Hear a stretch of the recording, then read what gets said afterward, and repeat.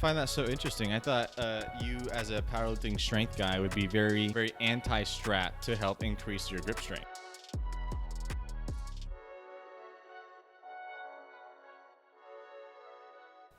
What's going on, everyone? Welcome to the show. My name is Cameron. I have here My name is Danny Lou. Danny Lou. Danny and I get together. We talk about relevant topics related to the fitness industry, burning questions that you may have, things that you may have thought of, and we are going to dive into those things. Today, it's our overrated versus underrated series, and we're talking about Straps. straps, Lifting baby. straps. Lifting straps. Why don't you go ahead and give me your opinion, overrated or underrated? So let me start off with a little bit of context. Here at Gym Talk, we do not like to simplify things into a yes or no over underrated, but we do it for the sake of the conversation. We will discuss the nuance of it, but the goal of today's discussion is to come to that conclusion with the nuance in the body of the video. So you'll learn the nuance for sure. Nuance in the mix. Yeah. That being said, underrated. And I feel like that's something we could agree on, to be honest, because I say underrated because the forearms are very much so a limiting factor when it comes to training your back.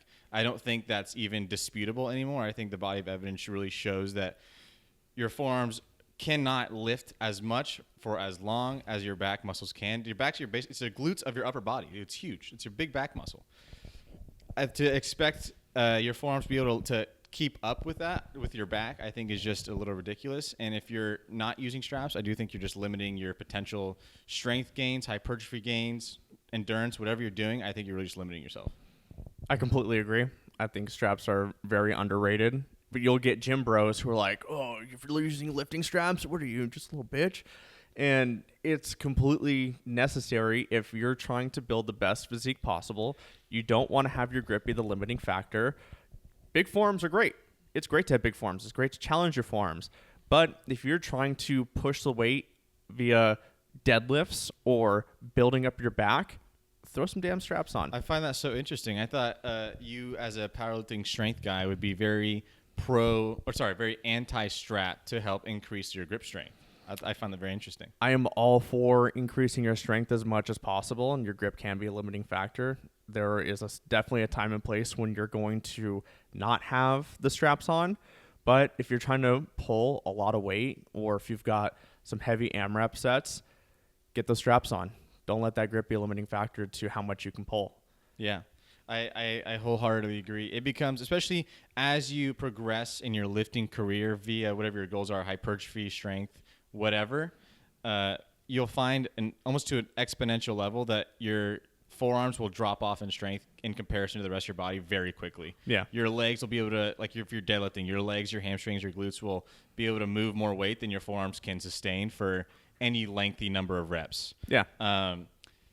But that's where I think, personally, in my opinion, training forearms on their own merit and their own time is a neglected aspect of fitness as well. I don't see many people training forearms or grip strength, and I do think that's part of the problem. Yeah. So if we're going to talk about you going into training your forearms, you don't think it's necessary that people train forearms exclusively?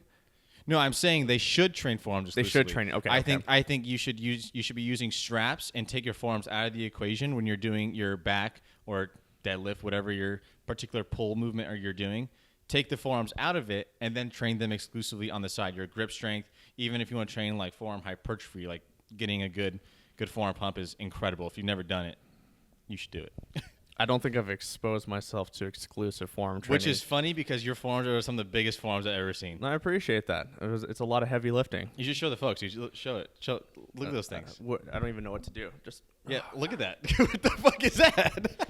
I don't know. Guy goes, I don't even train forearms. I don't even train forearms. It's like I don't even train calves. My calves are just like you have massive shields. You have a calf muscle on your arm. I was blessed genetically. Yes, you are. This is probably just from lots of deadlifts, lots of kettlebell swings. So, but then with that in mind, I have to ask, how can you stand on your opinion of lifting straps then if your forearms are so great from not using them? Maybe people shouldn't be using them so they can get jacked forearms. Again, it depends. There's a time and a place for everything. I spent a lot of time trying to work my strength programs without the straps because if you're going to go into a competition, you can't have the straps on.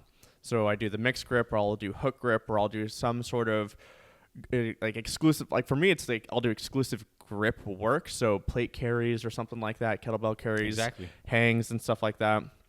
But I mean, that's not very often. I do it. I just kind of sprinkle it in my program occasionally. I think I could benefit from doing some grip work exclusively. It's just figuring out the timing aspect of that because I don't want that to impede my ability to pull. But that being said, I do my current program I'm using the axle bar for an example. Exactly. And I use figure 8 straps so that I can hold on to the bar because there's no way I'm deadlifting 370 pounds for an AMRAP and I'm gripping that thing the whole time. There For are those some of you that freaks don't out know, there. an axle bar is a very, very thick bar. Very thick bar. Yes. Yeah. There are some freaks out there that could probably do that. I Seen am it. not one of those currently. Yeah. So that brings up another point of discussion involving straps and forearms in general. The recovery period for forearms and like your forearm muscles and or in comparison to any muscle in the rest of your body that you're going to be doing pulling movements with. For example, deadlifts. So you use deadlifts as an example. You're pulling on the axle bar. Do you find that if you were to do deadlifts, do your forearms take longer to recover? Do your hamstrings take longer to recover? Like, what does the time disparity look like in that sense? Because I find that sometimes if you wanted to train them exclusively, you have to work on, like you're saying, that timing.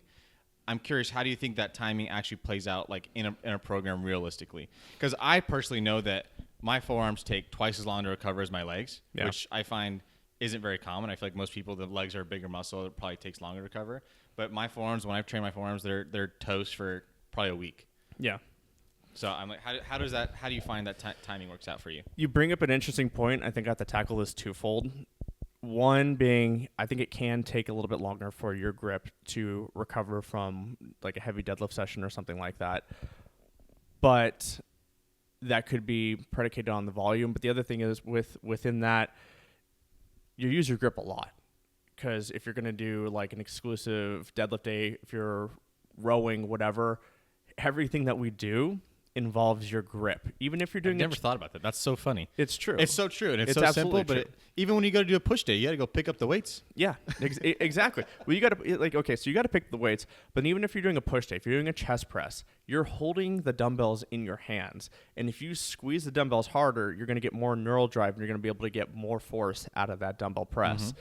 And if you look at it, most of the exercises you're doing using your grip all the time. The second part to this is that your grip can be a reflection on how recovered your nervous system is. I've seen this. Yes. So there is a test that people will do where they wake up in the morning and they try to see if they are recovered enough, and they'll do like a grip test, right? They'll squeeze a caliper or whatever that has a grip measurement on it, and they see like it's just a gauge of how recovered are you. If you are consistently hitting a certain number for yourself, you're like, okay, cool, I'm good. But then if it dips, you're like, I may not be good. That could be high stress. That could be a poor night of sleep. It could be a lot of different factors. And in that scenario, it might be beneficial to throw some straps on and do your rows or whatever with those straps, right? So the grip is kind of a big barometer for us on how recovered we are. We use our grip all the time, and you're only as strong as your grip is, right? Yeah. So if I'm trying to train for strength and maybe I'm having like a rough day, maybe I didn't sleep well or whatever, it'd be good for me to put those lifting straps on and use them. I've had that happen tons of times where I come in and my grip is just not freaking there. I'm like, all right, whatever. Let's just throw some straps on this thing, focus on my bracing. Maybe I need to work a little bit less volume today or something. And they are a huge help to me continuing to progress along my goal. Yeah. Yeah, that's awesome. I actually first fell in love with grips or with using straps when I started training jiu-jitsu, because I'm sure you're aware you train in the gi. Yeah. Dude, your hands are fried. Yeah. And if you want to lift that day, that day that you've done a lot of grip intensive training, like in the gis, oh my god. Oh, it's absolutely brutal. You need some straps for sure. Yeah. But to just to simplify things and kind of come to a wrap here, a conclusion, hypertrophy training, 100,000% best to compartmentalize each muscle into its own specific thing. That being said, straps are absolutely necessary to separate your forearms from your back.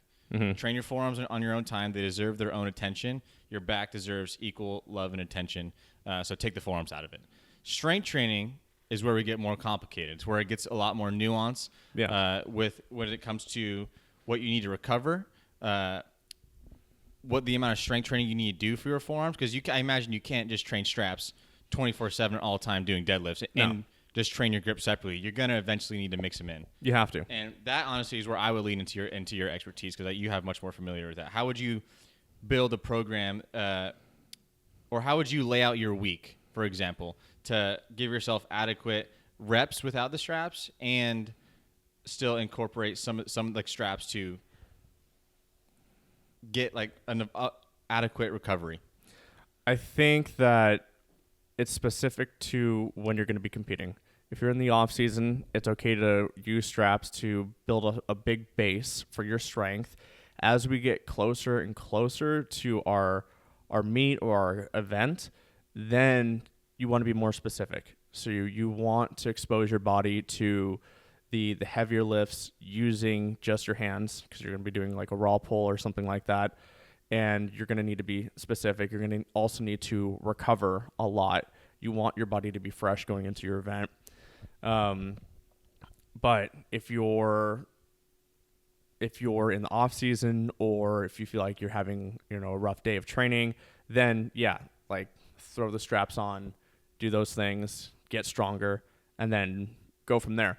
And also just be mindful of how you're feeling for the day. Did you sleep poorly?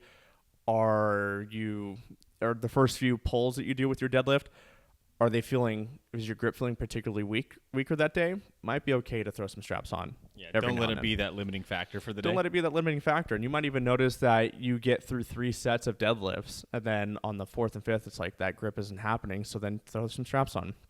There's no need to demonize somebody or demonize lifting straps just because it's not, manly enough or whatever. If you need it, use it when you need it. Would you describe it as an as-needed tool? Yeah, as needed. Same thing goes with like the mixed grip on the deadlift. I kind of look at it as a use it as needed type of grip, but ultimately I'm trying to do double overhand, or I'll do hook grip as much as possible, because I don't want to strain my arms too much when I'm doing the mixed grip. And there are some people who they mix grip all the time. Mm-hmm. They're just good. But there is an increased risk of injury when you mix grip. There is the tendency to have a bicep tear, right? But you have to keep your arms locked out. So I will sprinkle that in as needed. But I try to go with a hook grip or double overhand or something as much as possible. So the same thing goes with lifting straps. Use it as needed. Gotcha. Glad we can come to a consensus there. So now to take all the nuance that we just put in there and take it all out, if you were to dry it down, underrated? Lifting straps, underrated. Underrated as well. I agree. All right. I think this is the first time we've come to a consensus. Hell yeah, bro. There we go. All right, everybody. If you enjoyed today's discussion, please like and subscribe. Leave a comment below. What do you think about lifting straps? Are they overrated, underrated? What does your training routine look like? We'd like to hear from you. And we'll catch you in the next video.